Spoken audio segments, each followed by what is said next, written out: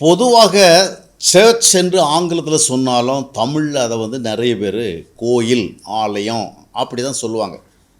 ஆனால் actually search என்று சொல்லுவதனுடைய தமிழ் ஆக்கம் கோயில், ஆலயம் அல்ல, சபை என்று தான் அர்த்தம். அப்போது சர்ச் என்று சொல்லுகிற பொழுது சபை தான். அந்த சபை கூடி வருகிற இடம், சபை கூடி வருகிற ஒரு இடம், அதுதான் வந்து ஒரு கட்டடம். இது வந்து ஆலயம் கிடையாது, கோயில் கிடையாது.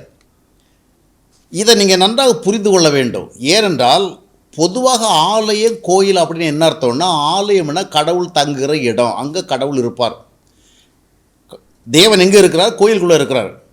இப்போ மனுஷன் வெளியிருந்து உங்க வரான், வந்து இந்த இடத்துல வந்து தேவன் இருக்கிறாரு, அவரை நாம் வந்து ஆராதனை செய்யணும், இந்த இடத்துல நம்ம பக்தியாக நடந்துக்கணும், இந்த இடத்துல அவருக்கு கனம் கொடுக்கணும், இந்த இடத்துல அவரிடத்துல நம்ம விண்ணப்பம் செய்யணும், வேண்டுதல் செய்யணும். இப்போ 2 நாளாகவும் 7ஆம் மத்தேயுடைய 15ஆம் வசனத்தை வாசிக்கும் பொழுது இந்த இடத்துல செய்யப்படுகிற எல்லா விண்ணப்பங்களும் என்னுடைய கண்கள் எப்பொழுதுமே கவனித்திருக்கும் அப்படிலாம் ஆண்டவர் வாக்குறுதி கொடுத்ததை பார்க்குறோம்.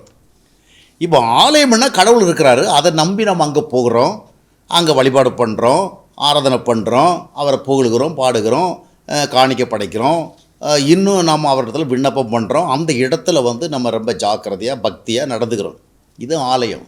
ஆனால் புதிய ஏற்பாட்டில் இந்த மாதிரி ஒரு சிஸ்டம் இல்லை.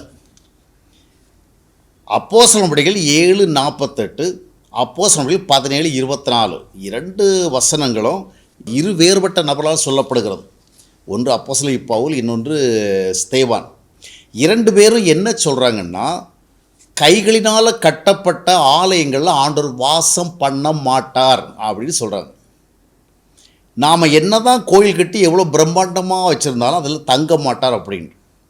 அப்போ தேவன் தங்க மாட்டார் அப்படின்னு பைபிளில் இவ்வளவு தெளிவாக எழுதி காட்டின பிறகு இன்றைக்கி சில ஊழியக்காரங்க என்ன பண்ணுறாங்கன்னா, ஆண்டவர் என்கிட்ட அவர் தங்குறதுக்கு கோயில் கட்ட சொன்னார், ஆலயம் கட்ட சொன்னார், அது இந்த அளவில் இருக்கணும், அந்த அளவில் இருக்கணும் அப்படி சொன்னார் அப்படின்னு சொல்கிறத கேட்குறோம். நிறைய ஊழியக்காரங்க, ஒன்று வேண்டாம், தமிழ்நாட்டிலே பிரபலமான பல ஊழியக்காரங்க இருக்கிறாங்க, ரொம்ப பிரபலமானவங்க இருக்கிறாங்க. அவங்க எப்போவும் ஆண்டவரை பார்த்து கொண்டிருக்கிறதா சொல்லுவாங்க. என்ன செஞ்சாலும் ஆண்டவர் சொல்லி அப்படி அதை கேட்டு, ஆடியபிளாக கேட்டு அதை அப்படி செய்கிறதா சொல்லுவாங்க. ஆண்டவரை பார்க்குறாங்க, ஆண்டவர் பேசுகிறத கேட்குறாங்க. இந்த அளவிற்கு அவங்களுக்கு வந்து ரொம்ப டீப்பர் எக்ஸ்பீரியன்ஸஸ் இருக்குது. ஆனால் அந்த ஆண்டவருடைய வேதாகமும் சொல்லுது, ஆலயத்தில் கர்த்தர் தங்குறது கிடையாது.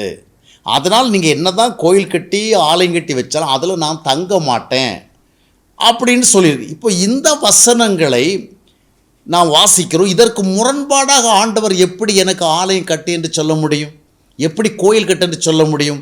இன்றைக்கி பல பிரபலமான ஊழியக்காரர்களுக்கு இந்த விதமான வெளிப்பாடு வருகிறது. ஒரு முறை எங்கள் பாண்டிச்சேரியில் வந்து ஒரு குறிப்பிட்ட ஒரு சபை வந்து ஒரு பெரிய கட்டடத்தை கட்டி அதை கோயில் பிரதிஷ்டை அந்த மாதிரி சொல்லி ஒரு முக்கியமான ஊழியக்காரரை அழைத்து, அவர் வந்து எப்பவும் ஆண்டவர்கிட்ட பேசுகிறதாக அறியப்படுகிறவர், ஆண்டவரை பார்க்கிறவராக அறியப்படுகிறவர். அவர் வந்து என்ன சொல்கிறார்னா, வேதாகமத்தில் இருக்கிற ஒரு வசனத்தை சுட்டிக்காட்டி, அன்றைக்கு இயேசு கிறிஸ்து அந்த தேவாலயத்தில் உலாவி கொண்டிருந்தார், அதுபோல் ஆலயத்தில் அவர் எப்பொழுது உலாவி கொண்டே இருக்கிறார், அதனால் இந்த இடத்துல நீ ரொம்ப ஜாக்கிரதையாக இருக்கணும், இந்த இடத்துல அவர் உலாவி கொண்டிருக்கிற அப்படின்னாலும் உன்னுடைய விண்ணப்பத்தை எல்லாம் கேட்பார். அதாவது சில விஷயங்கள், சின்ன சின்ன விஷயங்கள் தான் சொல்கிறதுக்கு கேட்குறதுக்கு பக்தியாக இருக்கும். ஆனால் இது அடிப்படை சத்தியத்தை விட்டு நம்மளை எங்கேயோ கொண்டு போகுது.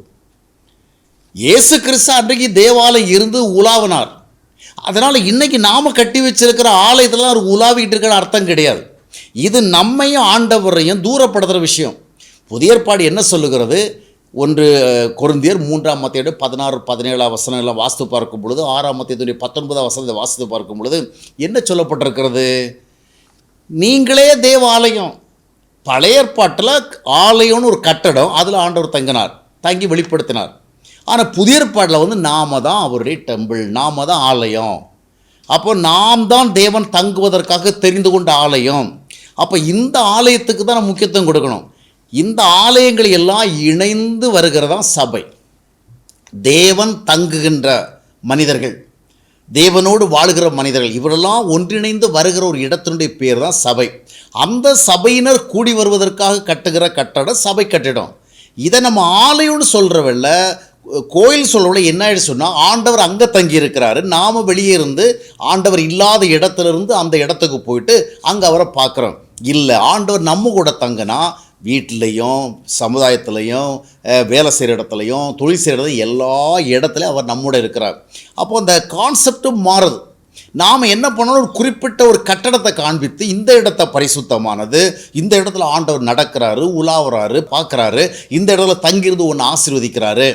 மறைந்த டிஜிஎஸ் தினகரன் அவர்கள் ஒரு முறை வந்து கோயம்புத்தூரில் ஒரு பெரிய ஒரு ப்ரேயர் பிளான் உருவாக்கி ஒரு பெரிய கட்டட பெதஸ்தா அவர் கட்டுறவில்லை என்ன வெளிப்பாடு ஆண்டவர் கூட தான் சொன்னால், நான் தங்கி இருந்து ஜனங்களை ஆசீர்வதிப்பதற்கு, நான் தங்கி இருந்து அற்புதம் செய்கிறதுக்கு நீ இந்த மாதிரி ஒரு பெரிய இடத்த உருவாக்குன்னு சொன்னதாக அவர் சொன்னார். ஆனால் பைபிள் என்ன சொல்லுது, கட்டின தேவன் மனிதனால் கட்டப்படுகிற இடத்துல தங்க மாட்டார்னு பைபிள் சொல்கிறத மீறிட்டு ஆண்டவர் எப்படி தரிசனம் கொடுக்க முடியும்?